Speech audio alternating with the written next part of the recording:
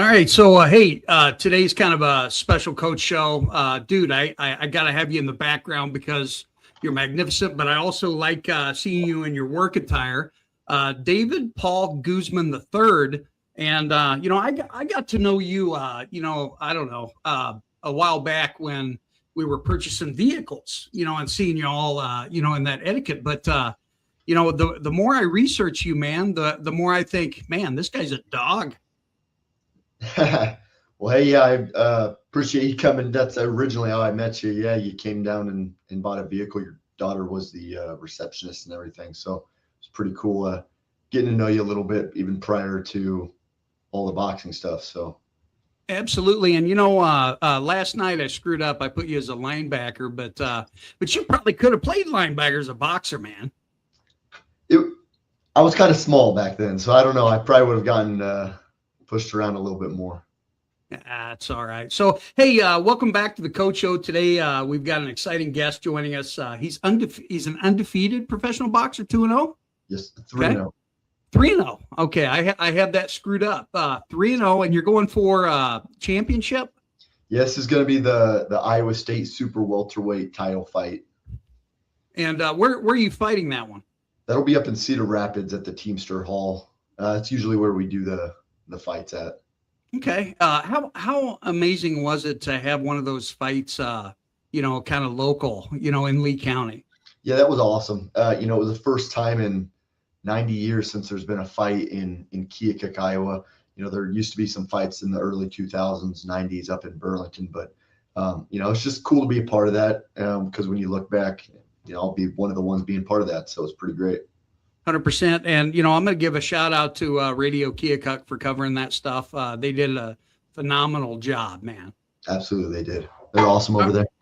Yeah. So let's start at the beginning, man. When did boxing first become a part of your life? So I was a freshman in high school, and I don't know. I always liked to fight, even just prior to that, for whatever reason. I don't Bare know. knuckles? Yeah, just bare knuckle, ready to rock whenever. But I got in a fight at school in the locker room, and ended up getting jumped by his cousins, and that's kind of what sparked my interest in boxing. And my mom, she got everything put together, got me into the gym, and that's really what got it all started. My huge shout out to my mom too for taking me in there and funding everything and made it easy. Dude, that's 100% badass story. Now, who's your looking back in high school, who built you up to this animal that you're becoming? It was a breakdown of everybody in my life. My mom was a huge part. My dad, I look up to him, and it was just a lot of different things. Doing sports in general was a huge thing for me. It kept me out of trouble. Going up through middle school, I really was in trouble quite a bit. And once I got into sports, and I was in sports throughout middle school, but I didn't care a whole lot about it. Once it got to the high school level, I cared a lot more, and it kept me out of trouble. So I don't know what I would really do without sports in general. Boxing was a huge part as well. But I didn't want to mess that up. So. Absolutely. Now, I'm guessing that you fought as an amateur prior to your professional career. What was that like? Give us kind of the rundown of what that was, what that looked like. Definitely. It was all really hard. It wasn't really necessarily more about the skill for boxing when I was at a young age. It was more about just being hard as a rock and be able to push through and work out hard, run every single day. And, we were more learning how to brawl. So I kind of like to switch up now of the skill level at the gym and how everybody's changed over time, because it's tailored more to skill. We're all really tough guys, but quite a bit different now. Talk about who runs the operation, and as well as, do you got a manager? I don't really have a manager. My dad and I we kind of discuss everything that we're going to do moving forward, training and just fight wise. But Mike Randolph right now is running the gym down at where it's always been, actually behind halls next to the superintendent's office. It's back there. Yeah, it's been there for years, ever since I've known. When do you guys work out? Maybe I'll sneak in here. It all just really depends. Like the sparring days usually would be around, they'd be on Thursdays and Sundays. So every Sunday, most Thursdays. But that usually would be around 1 to 2 o'clock. Okay. And then I'm working out real late every day, not even near that time, but. Well, if you look at your day job, man, you're working all the time. Oh yeah. Yeah. I pretty much live here. So you're an undefeated as a professional. What has been the key to your early success as a professional? Just putting in the hard work. A lot of people, they have a lot of skills, but they're not doing the road work, running every day and doing the exercises, and they skip some days, and you just can't do those things. You have to push through it. And huge shout out to the Arizona JL Boxing Academy, JL Boxing Academy. He, Junior Lopez, I learned a lot. He works with the Benavides team out there, and man, he just taught me some new level stuff, and just in comparison to, there's not that many people here that are at that level. And, he's trained with all the pros out in Arizona. So he just taught me a lot. So that's where I got most of my skill level. Absolutely. Now, I did have Mikey England on, and he was talking about the rigorous training that's required for MMA. I mean, boxing's tough, man. Walk us through preparing for a fight, and how much time is probably the smart amount of time to go in between fights. So of course you got to listen to your body. I think that's a huge thing. When I was younger, I would just kind of push through. I mean, it's good to push through pain, but or soreness, but when you start feeling pain, like I'm 31 now, so I'm not super old, but there's just, you're an old man in boxing. Yeah, in boxing years, that's No. 50, and so I just listening to my body and not taking it too far, but putting in the work every day. I work all day long from 8 till about 7 o'clock. And then when I get home, we have 2 babies at home, my wife and I. Marissa, she stay-at-home mom, so I want to help her out, relieve her a little bit, take care of the baby. So I don't work out until about midnight, and then it's about midnight to 2 in the morning. So that makes it a little tough, because mentally you just want to relax, go to sleep. But no, it's every single day pushing hard, doing the miles, doing the road work. You kind of remind me of a boxer. There was a movie, Cinderella Story, where that guy, was training out and doing that sort of stuff. So that's pretty awesome. Now, you recently had a TKO victory? Knockout in the first round. Yep. Okay. Take us through that. Do you research your opponent? I mean, big time, to know exactly what, the moves and things like that. How did you do that? Yeah, absolutely. It's just like any other sport. You got to do your background check. You got to look. Everybody has flaws, and yet it just depends on the person. You got to be able to take advantage of them and analyze it. Now, you seem like a calm guy. What do you like, when you're working out? Are you loud and crazy, or are you just calm and focused? Calm, collected. That's, when there's a lot of people in there just get up, they get too angry, and then they get tired out. And calm, collected, always my head is on straight. I'm thinking a lot in the ring. And if you're letting your emotions get in the way, doesn't usually work out that way. You start doing some silly stuff in the ring once you start getting too emotional. It's not an emotional thing. This is not at all an emotional thing. I know what I'm doing when I'm getting in there.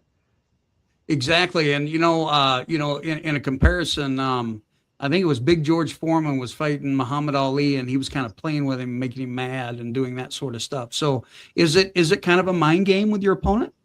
Yeah, absolutely. It can be. I mean, I don't usually talk a whole lot, but Zach Knox, he comes into the gym and spars with us, and he's boxed dating way back to when I was before I was in high school. So as soon as I joined, he taught me a lot of stuff. And he came in and sparred the other day, and he talks a little bit more in the ring. He, fights a little dirtier than the rest. So it's nice to also get that feel, because no one else does that. It's good to get that feel and get that experience of what someone might do, and how I'm going to keep my composure when someone does that to me. And it's just fine. It's good. I like Now, it. how do you take care of your body after sparring? Because I'm sure that your tissue and all that sort of stuff's constantly being beat up, right? Yeah, for sure. Yeah, icing and taking cold showers helps recover the body. And but overall, I work defense a lot, and making these guys miss is a huge thing too. Like, I've gotten hit pretty hard, before, but really at the end of the day, it's flowing with the punches, and not a lot of people know how to flow with the punches. And that's one thing I've learned when I was out in Arizona, just how to flow with the punches and move, and they don't hit me with the effective punches. And moving the proper way in the ring is a big thing too, because if you're walking into a power hand, it's going to hurt a lot more than if you're walking away from it. So I don't take the punches like a lot of guys do. And I'm guessing as a defensive back or a receiver, you learned that as well, right? You just kind of you got to go with that motion, right? Oh yeah, absolutely. Footwork is everything. Again, we've already talked about your discipline and your sacrifices, which is, man, it's a phenomenal story, man. Watching, where you came, and your story about where you're going. And I'll tell you, you have an instant fan from me, but the entire community, man's fired up, to see you, achieve your goals and dreams. But looking ahead, here's where it's interesting, because I don't even know whether I want to be around in 2 minutes, but we're going to look ahead even further for you. In the next 2 or 3 years, is this instead of state or regional, is this something that you want to incorporate, and to get more national aspirations? Yeah, absolutely. The goal would be to become a champion, a world champion at the end of the day, right? I mean, that's what we always strive to do. That's not a goal, man. You're going to do it. That it's going to happen. So I love that. It's really about mindset. And as calm as you are, man, that scares me a little bit. But I will buy another car from you guys, but I appreciate it. Still kind of scares me. It would be nice though. Reach out to Schottenkirk, man. I need a car dealership to support us. I'm just messing with you. Anyway, we'll get Greg in here.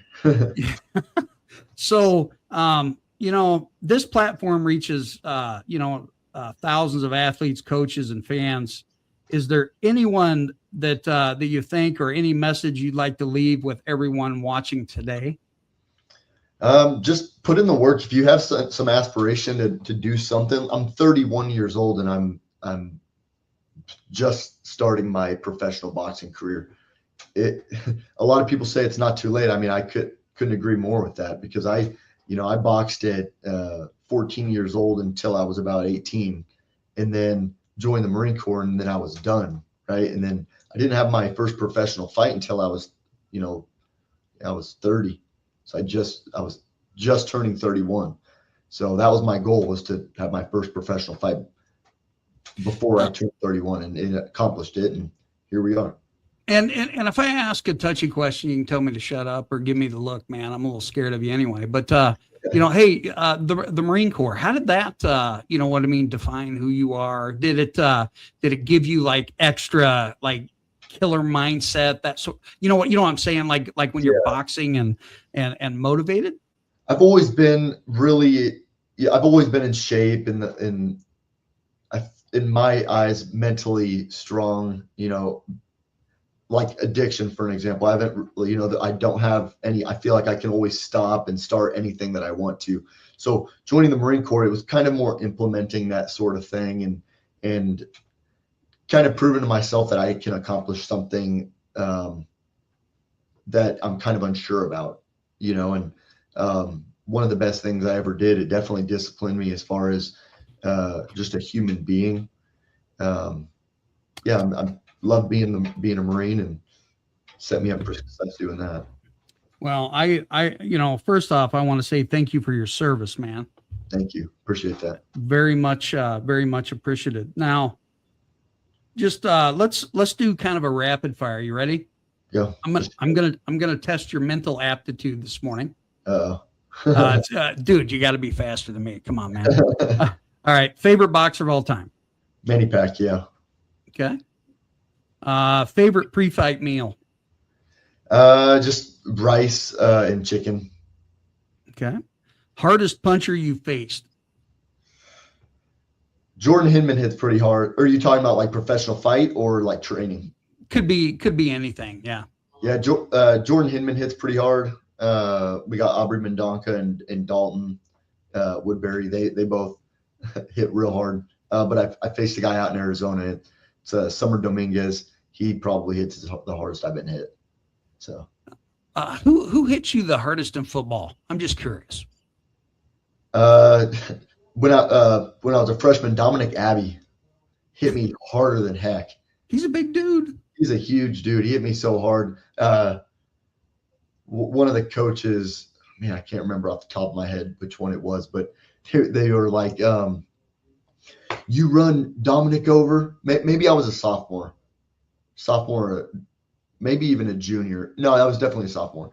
They were like, hit Mr. Troxel. He was like, hit him as hard as you can, knock him down. And if you knock him down, we'll get pizza and all this. Oh, God. As hard as I could, bounced right off him. Not even man. So that's, yeah. Favorite workout? I love hitting the bags. Just getting there, hitting the bags. Music before a fight? Hard rock. You got to fill me in, man. I'm old school, but I'm sure you're newer school. Nothing real specific. You just hard rock radio on the Apple, and pretty much plays anything that can get me pumped up. So you don't play Celine Dion or anything like that, right? Not normally. Okay. Do you listen to her after the fight? No, I'm just messing. All right. Dream fight, past or present? Like two professional fighters. Sure. That have fought. Pacquiao and Mayweather was a pretty awesome fight. Wish they would have done it. The dream fight would have been earlier in their primes. Looking at the people you look up to, would you KO them? Could you stay all the rounds, or would they beat you? That's a whole nother level. Those guys. So hey, you're going to be there, so I'm going to say you're going to beat them. You're right. The whole goal would be to beat them pretty easily. See, the old school coach, it just comes out, right, man? Right. Knockout or 12-round war? For the dream fight? Yeah. Knockout, of course. One word teammates would describe about you and this could be like it just can't be you or your dad. You know what I'm saying? So what's a word they would use to describe you? Shoot. Now you got to keep it G-rated, okay? So, no, that's fair. They'd probably just say I'm the body snatcher or something like that. I like that. Oh man. So hidden talent outside of boxing and working 300 hours a day. What did you say there? Oh, you're good. Hidden talent outside of boxing or working where you're working. Oh, gotcha. Hidden talent. Can you juggle your kids? I don't know. They're a little crazy. I don't think I can. I'm not there yet. But I can solve a Rubik's Cube in under a minute. So. Oh God! Hey, I'm gonna put you on there, man. I'm gonna get you on tape on that one. That's awesome. So finish this sentence. When my boxing career is over, I want to be remembered as what? I just want to be. I want to be known as someone that they can look up to and go to for anything. I want you to be known as the body snatcher nationally.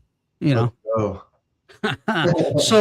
Hey, stay on with me when I kind of shut down things, because I want to pick your brain a little bit just for a couple seconds. But Absolutely. David, thank you for taking the time to join me today, and I appreciate your story, your work ethic, and man, I'm excited to watch the journey continue.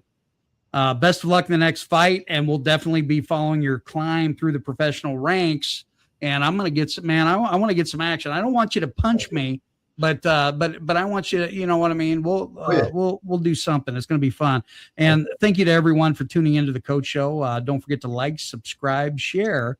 Until next time, keep chasing greatness.